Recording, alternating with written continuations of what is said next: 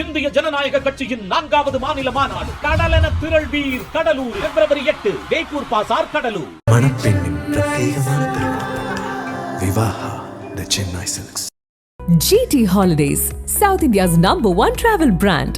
You know you are special when you're with GT Holidays.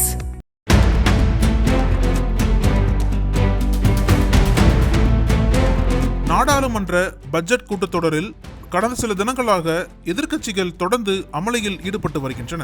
இதன் காரணமாக அவை பலமுறை ஒத்திவைக்கப்பட்டது. குறிப்பாக நாட்டின் பாதுகாப்பு குறித்தும் அமெரிக்காவுடனான வர்த்தக ஒப்பந்தம் குறித்தும் எதிர்க்கட்சிகள் தொடர்ந்து கேள்வி எழுப்பி வந்தன. அதே நேரத்தில் இந்த விவகாரங்கள் குறித்து எதிர்க்கட்சித் தலைவர் ராகுல் காந்தி பேச அனுமதிக்கப்படாத காரணத்தினாலும் எதிர்க்கட்சி எம்பிக்கள் தொடர்ந்து அமளியில் ஈடுபட்டனர். இந்த நிலையில் கடந்த 4ஆம் தேதி மாலை 5 மணியளவில் குடியரசுத் தலைவரின் உரைக்கு நன்றி தெரிவிக்கும் தீர்மானத்தின் மீது பிரதமர் மோடி உரையாற்ற இருந்தார். ஆனால் எதிர்க்கட்சியினரின் தொடர் அமளியால் மோடி உரையாற்ற முடியாத நிலை ஏற்பட்டது.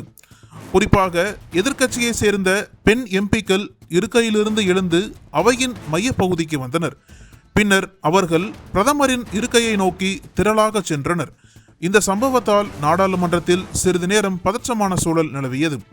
இந்த சம்பவம் குறித்து பேசிய பாஜக, இது வரலாற்றில் முன் எப்போதும் இல்லாத வருந்தத்தக்க சம்பவமாகும், எதிர்க்கட்சிகள் ஜனநாயக நெறிமுறைகளை சீர்குலைக்கின்றன என்று குற்றம் சாட்டியது.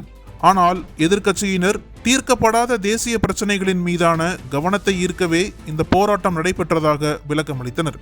இதற்கிடையே மக்களவையில் குடியரசுத் தலைவர் உரைக்கு நன்றி தெரிவிக்கும் தீர்மானம் மீது பிரதமர் மோடி பதிலளிக்காமலேயே குரல் வாக்கெடுப்பின் மூலம் தீர்மானம் நிறைவேற்றப்பட்டது. இருப்பினும் இன்று, அதாவது 5ஆம் தேதி பிரதமர் உரையாற்றுவார் என்று கூறப்பட்டிருந்தது. இந்த நிலையில் நாடாளுமன்றத்திற்குள் பிரதமர் மோடியை தாக்க சதித்திட்டம் தீட்டப்பட்டதாக சபாநாயகர் ஓம் பிர்லா பரபரப்பை ஏற்படுத்தியுள்ளார். இது குறித்து பேசிய அவர், 4ஆம் தேதி சபையில் என்ன நடந்தது என்பதை நாட்டு மக்கள் அறிவார்கள். ஜோதிமணி, சுதா உள்ளிட்ட நாடாளுமன்ற உறுப்பினர்கள் அவையில் பிரதமரின் நாற்காலியை எப்படி நெருங்கினார்கள் என்பதை அனைவரும் பார்த்தார்கள். ஏதேனும் அசம்பாவிதம் நடக்க வாய்ப்பு இருக்கலாம் என்று எனக்கு தகவல் கிடைத்தது.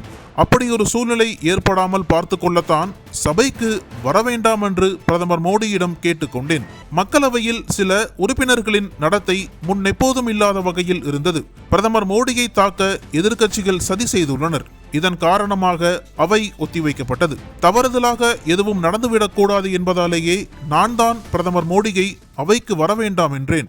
நாடாளுமன்ற உறுப்பினர்கள் அவைக்கு துண்டு பிரச்சுரம், பதாகைகளை கொண்டு வர தடை விதிக்கப்பட்டுள்ளது.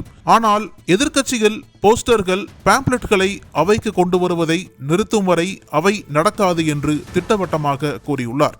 இதனிடையே அவையின் அடுத்த கட்ட நடவடிக்கையாக உரிமை மீட்பு நோட்டீஸ் கொண்டு வரப்படும் என்று தகவல் வெளியாகியுள்ளது. ஒருவேளை அப்படி கொண்டு வந்தால் சம்பந்தப்பட்ட எம்பிக்கள் தகுதி நீக்கம் செய்யப்படலாம் என்று கூறப்படுகிறது. நாடாளுமன்றத்தில் எம்பிக்கள் தகுதி நீக்கம் செய்யப்படும் சம்பவங்கள் அரிதானவை ஆகும். அப்படி ஒருவேளை அமளி அல்லது சதி போன்ற கொடூரமான செயல்களில் ஈடுபட்டால் சம்பந்தப்பட்ட எம்பிக்கள் தகுதி நீக்கம் செய்யப்படலாம் என்று கூறப்படுகிறது. கடந்த முறை முறைகேடு விவகாரத்தில் மகுவா மொய்த்ராவுக்கு எதிராக உரிமை மீறல் குற்றச்சாட்டு எழுந்தது. லோக்சபா எத்திக்ஸ் கமிட்டி அறிக்கையின் அடிப்படையில் 2023 டிசம்பர் 8 அன்று அவர் நாடாளுமன்றத்திலிருந்து தகுதி நீக்கம் செய்யப்பட்டார் என்பது குறிப்பிடத்தக்கது. நக்கீரன் டிவிக்கு சப்ஸ்கிரைப் செய்யுங்கள். உங்கள் ஆதரவே எங்கள் பலம். ஆசிரியர்களுக்கு நண்பனாகவும் மாணவர்களுக்கு ஆசானாகவும் திகழும் தேர்வு வழிகாட்டி. ஒவ்வொரு பாடத்திற்கும் அனுபவமிக்க ஆசிரியர்களின் துல்லியமான தெளிவான விடைகள். CNC இருக்கு, தேர்வு பயம் எதற்கு? இது தீரன் பப்ளிஷிங் ஹவுஸ் விற்பனை வெளியீடு.